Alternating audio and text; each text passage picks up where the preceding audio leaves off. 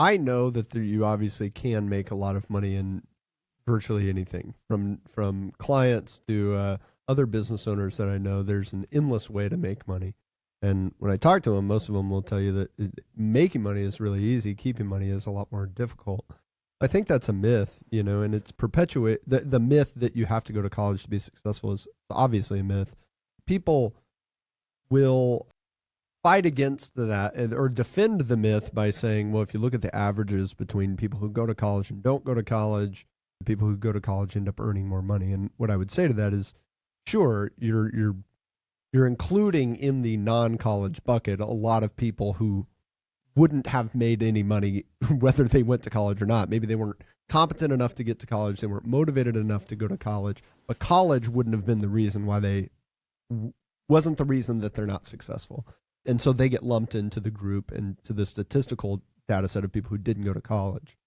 But I think that we got to look at where's the message coming from that we've got to go to school, and it's coming from the schools themselves. The loudest person in my life when I was a high school senior telling me to go to college was the college counselor who was employed by the school.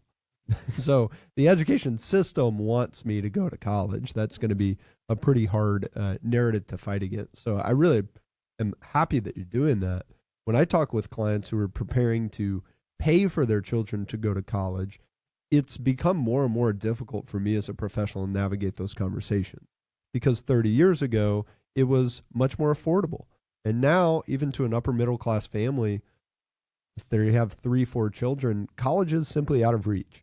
The idea that you are going to pay for all 4 of your children to go to college and graduate with zero debt, because that's what your parents did for you in the 80s, is it's really not possible for most people who have that dream.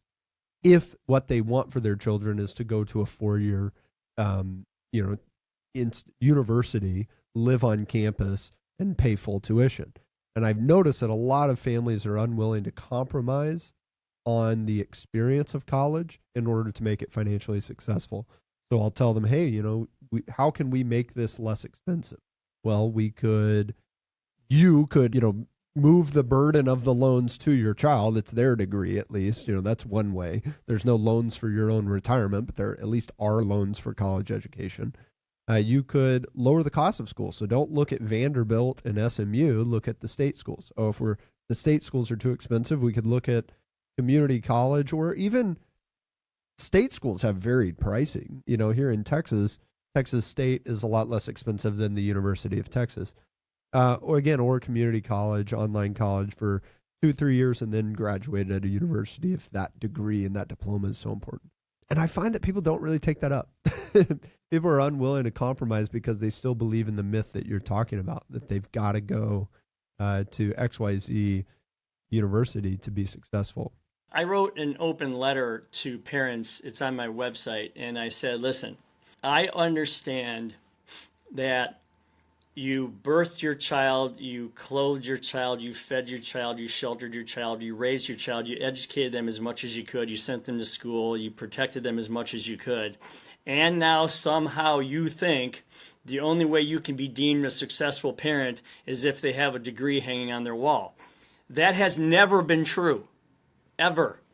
It only is now because you're being brainwashed by billion-dollar corporations to say it's us or else. I mean, when I think of the Ivy League schools who have $80 billion in their endowment fund, and you ask them why do they have that, and they can't answer the question, oh, well, we have it for scholarships. Wrong. You could give everyone free college for the next 100 years, and you'd never run out of money. Unless you're going to build 50 more campuses the size of the one that you have, you still wouldn't run out of money, okay? So, if your college is paying your football coach $9 million a year, you have to think about, is this more of a show, or is this really intended to educate your kid? The other thing you have to think about is your goal a happy kid, or is your goal an educated kid? And those are not mutually exclusive. So I look at it this way. Okay, so, and I've seen kids that have gone through this. So I got out of high school. I started in a construction job. I make between $50,000 and $75,000 a year right off the bat. So let's just call it 50. 50 times 4 years of that is 200,000.